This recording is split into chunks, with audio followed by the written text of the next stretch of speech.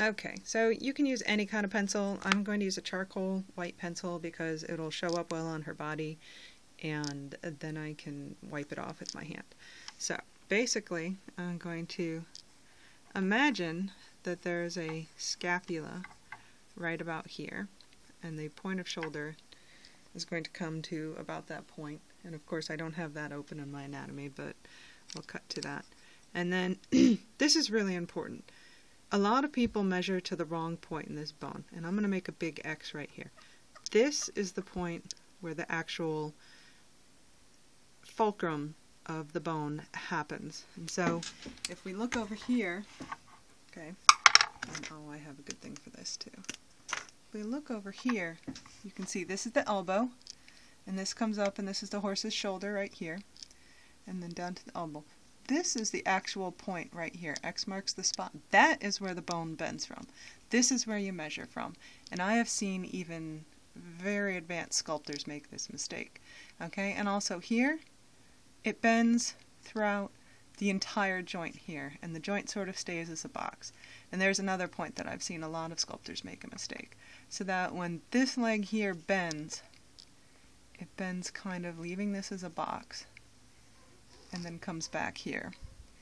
And when this part here bends, it comes forward from there. You've got your box, and then you've got the lower part of the limb here, and then you've got another box, which is really just this small pastern joint right here. You can see exactly where it bends there. And it's important to know what bends and what doesn't. These don't bend very much, although they do a little bit. And then down here you've got your hoof, and that's a big capsule surrounding that bottom part. And this is really hard to do. I'm like reaching crazily out with my arm. So anyhow, that's really important to understand. So we're just going to look real quick here and see how this comes down like this. And again, this is X marks the spot, X marks the spot. So when I'm measuring back and forth between my horse, I want to make sure that my knee is about the same size on both sides of the horse.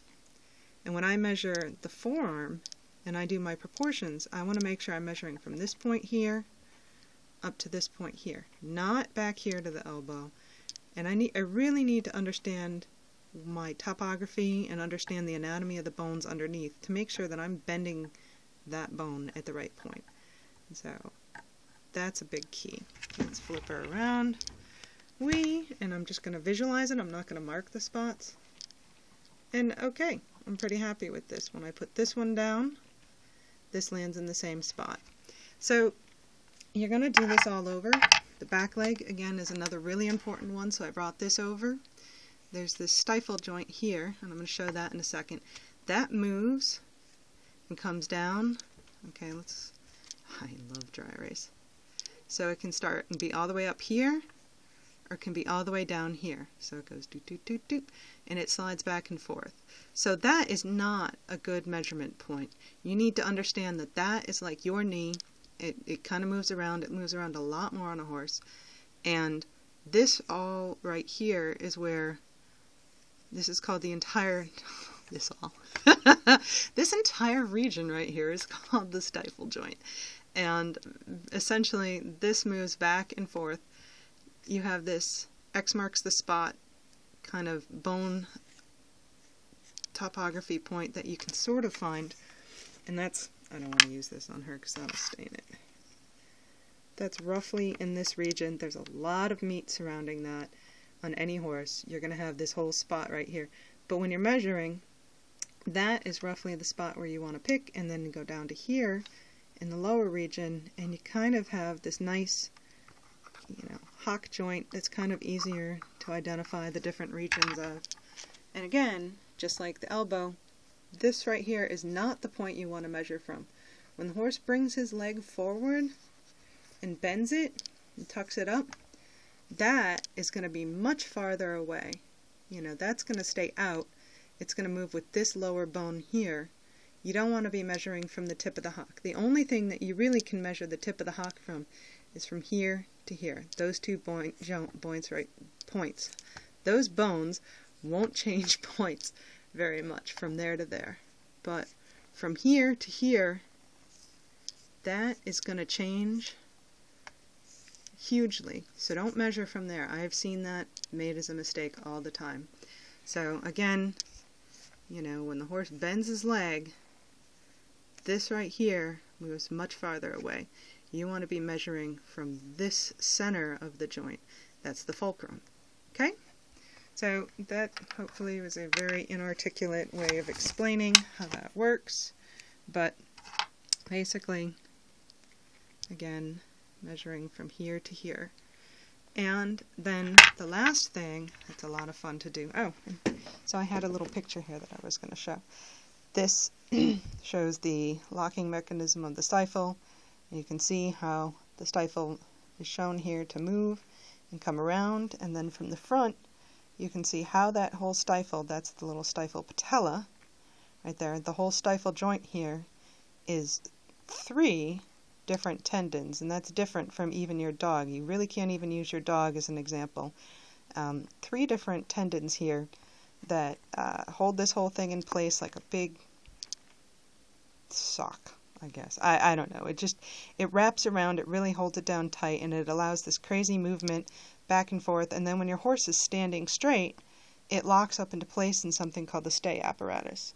So that's worth looking into and watching. And I actually did a demonstration where I showed people how the horse, if you move the horse just a little bit in the standing position, you can see that stifle pop just a teeny bit. You'll see a little, and so when a horse kind of shifts its weight around a little bit, you'll see that pop out and pop back into place.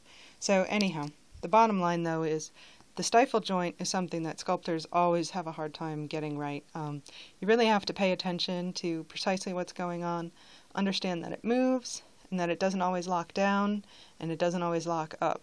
So really, my advice to people is to find a horse with the leg in the exact same position and weighting. So here, this horse is weighting that leg down. That left leg is, you know, taking on weight. And I tell people to find a pose, find lots of photos, find video, and watch what happens when that horse puts its weight on that leg. Because the whole mechanism of action that happens in this region is really complicated. And you'll just watch these muscles change in shape, just even as the horse, you know, has its leg in this position and doesn't have weight on it, and then puts its weight on it, you'll see these muscles kind of ripple upwards in a horse that's moving. And that's really important to understand. So hopefully I'm doing an okay job with that. And lastly, one of the big things that I always try and do is understand where my hip joints are. So I don't have, well, I do. So here's a picture of the hip joint. I want that point, this point right here, and this point right here. And these points right there, that's the front of the hip. Okay, and that's muscle going around the front of the hip. I need to understand where the hip wing comes out. And then this is where the start of the femur bone is. It's deep, deep, deep in there. There's a lot of muscle surrounding that. And then back here, this is the tuber ischium coming out to the very back. And those are the points that you can touch on a horse and sort of feel that on a skinnier horse. You can sort of feel where those points of hip come out. And basically, I like to look at a horse and make sure that these points, you kind of have to guesstimate them, are even on the sculpture.